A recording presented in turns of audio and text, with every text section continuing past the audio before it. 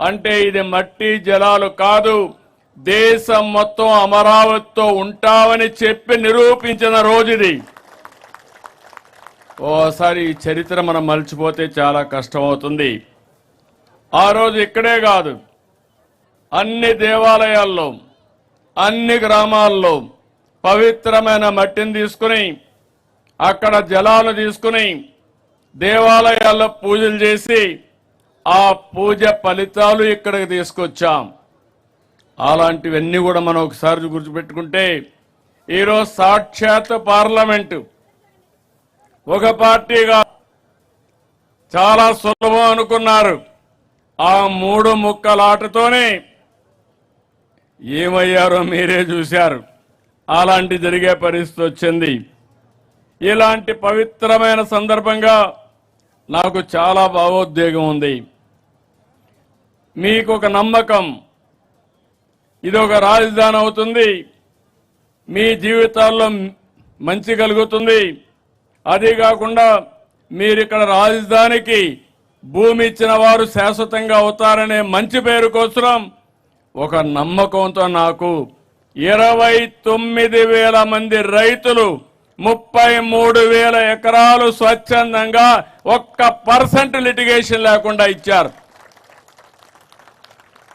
ఆ రోజు ఈరోజు నారాయణ గారు ఇక్కడే ఉన్నారు, చెప్తే మీ దగ్గరకు వచ్చి మాట్లాడి చేశారు.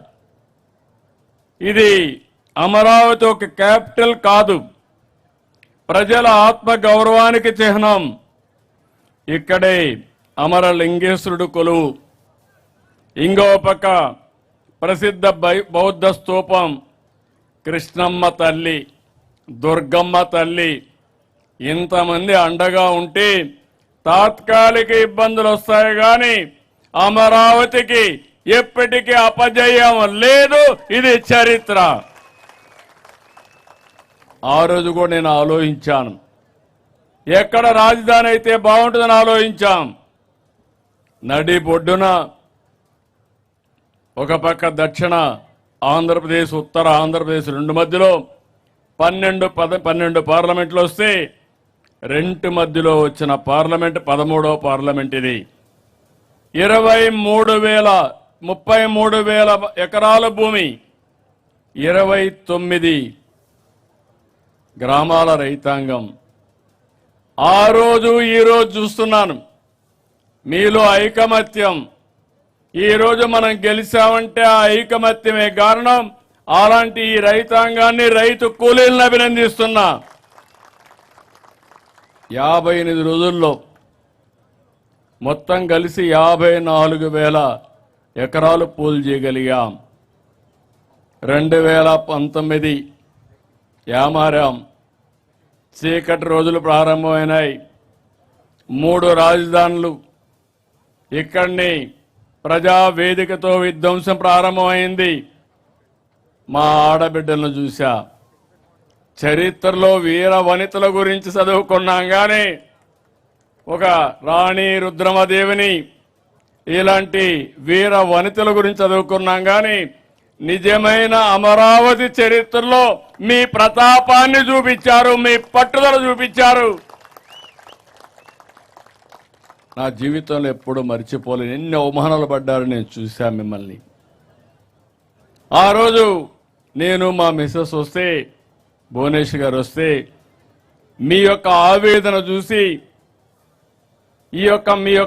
మీరు చేసిన త్యాగం చూసి ఉన్న పళంగా నాకు కూడా చెప్పలేదు. 2 గాజులుంటే తీసి మీ ఉద్యమానికి సంఘీభావంగా ఇచ్చారు. వారొక్కరే కాదు, చాలా మంది ముందుకు వచ్చారు. ఎక్కడెక్కడో ఉండే ఎన్ఆర్ఐస్ ముందుకు వచ్చారు. ఆ రోజు చాలా సమస్యలు వచ్చాయి. ఒక పక్క రైతాంగం భూములు ఇచ్చేశారు, మీకు వ్యవసాయం లేదు, ఆదాయం లేదు, మీకు వచ్చే కవులు కూడా ఇవ్వలేదు. మీరు లీగల్గా పోరాడాలంటే చాలా కష్టం. ఒక పక్క ఉద్యమం, ఒక పక్క జీవనోపాధి, ఇంకో పక్క ఖర్చులు. ఇవన్నీ చూసినప్పుడు చాలా బాధేస్తే నా దగ్గర కూడా ఆ రోజు డబ్బులు లేవు. ఎన్నో సంవత్సరాలు పార్టీని రన్ చేశాను కానీ డబ్బులు లేకపోతే ఎంత ఖర్చు పెట్టాలని నేను కూడా ఖర్చు పెట్టి కడాల జోలి బట్టి వసూలు చేసి స్ఫూర్తిదాయకంగా మీకు అందించాం ఉద్యమానికి. పవన్ కళ్యాణ్ గారిని చూశాను, ముళ్ళ కంచెలేస్తే ముళ్ళ కంచెల్ని ఛేదించుకొని మీరు ఏమన్నా చేయమని మీ దగ్గరకు వచ్చి సంఘీభావాన్ని తెలియజేశారు. బీజేపీ నాయకులను చూశాను, వాళ్ళు అదే మరిగా వచ్చి సంఘీభావాన్ని తెలియజేశారు.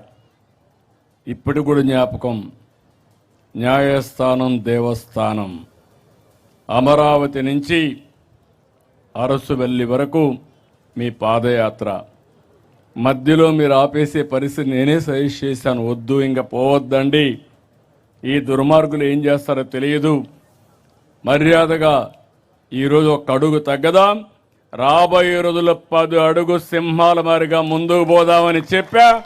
అది ఈరోజు చూపించాం. అయితే 1631 రోజులు నేను ఒకటే చెప్తున్నా, చరిత్ర పుటలో మీ చరిత్ర కూడా ఉండాలి, మీ త్యాగాలు కూడా ఉండాలి. ల్యాండ్ పూలింగ్ ఇవ్వడం ప్రపంచంలోనే ఎక్కడా లేని స్ఫూర్తి. అలాంటి రాజధాని రాలేనప్పుడు వీరోచితంగా పోరాడి సాధించుకున్న స్ఫూర్తి ఒక్క అమరావతి చరిత్రకే ఉంటుంది. దీంట్లో అనుమానం లేదు. 3 ముక్కలాట చూసిన తర్వాత 2024 ఏకపక్షంగా ఎన్నికలు జరిగాయి. 94% స్ట్రైక్ రేట్ వచ్చింది. గెలిపించిన తర్వాత బాధ్యత పెరిగింది, మళ్ళీ మొదటికొచ్చాం. ఆ రోజు మీరు చూస్తే మొట్టమొదటిసారిగా హైదరాబాద్ను అభివృద్ధి చేయాలని నేను అమెరికాకు పోయి ఐటీ కంపెనీలు తెచ్చాను. ఈసారి ముఖ్యమంత్రి అయిన తర్వాత 14లో నేరుగా సింగపూర్కి వెళ్ళి సింగపూర్ లాంటి సిటీని నిర్మాణం చేయాలి, మీరు నాకు సహాయం చేయమంటే మాస్టర్ ప్లాన్ తయారు చేసి ఇచ్చారు. మంచి ప్లాన్ తయారు చేసి ఇచ్చారు. వాస్తు బ్రహ్మాండంగా ఉంది. ఎవ్వడు ఏమీ చెయ్యలేడు, 1 ఇంచి కదపలేరు. సుజావుగా జరుగుతుంది. ఇప్పుడు హామీ ఇస్తున్నా, ఇది ప్రపంచంలోనే ది బెస్ట్ సిటీగా తయారు చేసి జాతికి అంకితం చేస్తాం. ఇది ఒక ప్రపంచ రాజధాని అమరావతి, ఒక ఆదర్శ రాజధాని అమరావతి, తెలుగు జాతికి గుండె అమరావతి, జాతి గౌరవం అమరావతి. అందుకని మళ్ళీ ప్రధానమంత్రి గారు 2 సార్లు రావడం ఎప్పుడూ చూడరనుకుంటాను. అది కూడా ఒక చరిత్ర. మొదటిసారి ఫౌండేషన్ వేశారు, మళ్ళీ పనులు ప్రారంభించడానికి 2వసారి వచ్చారు. తొందరలోనే 3వసారి వస్తారు. ఏవైతే ప్రారంభించిన పనులు పూర్తి చేసి జాతికి అంకితం చేయడానికి తొందరలోనే వస్తారని చెప్పి కూడా నేను మీకు తెలియజేస్తున్నా. ఇప్పటికి కూడా వైఎస్ఆర్ కాంగ్రెస్ పార్టీకి బుద్ధి రాలా, జ్ఞానోదయం కలగలేదు. కలుగుతుందని మీకేమైనా నమ్మకం ఉందా నేను అడుగుతున్నా? ఇంకా ముదిరింది. అందుకే మీరు చూస్తే అసెంబ్లీలో చర్చ పెడితే కనీస రాజకీయ జ్ఞానం ఉండే వ్యక్తి రావాలి. గవర్నర్ స్పీచ్కి వచ్చారు, గొడవ చేయడానికి వచ్చారు.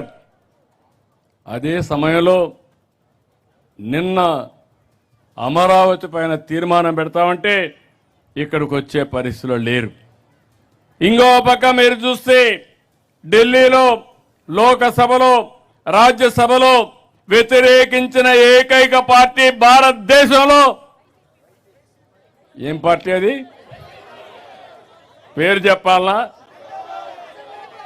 మీరు మర్చిపోవాలి, రాష్ట్ర ప్రజలు మర్చిపోవాలి, పీడ విరగడ కావాలి రాష్ట్రానికి.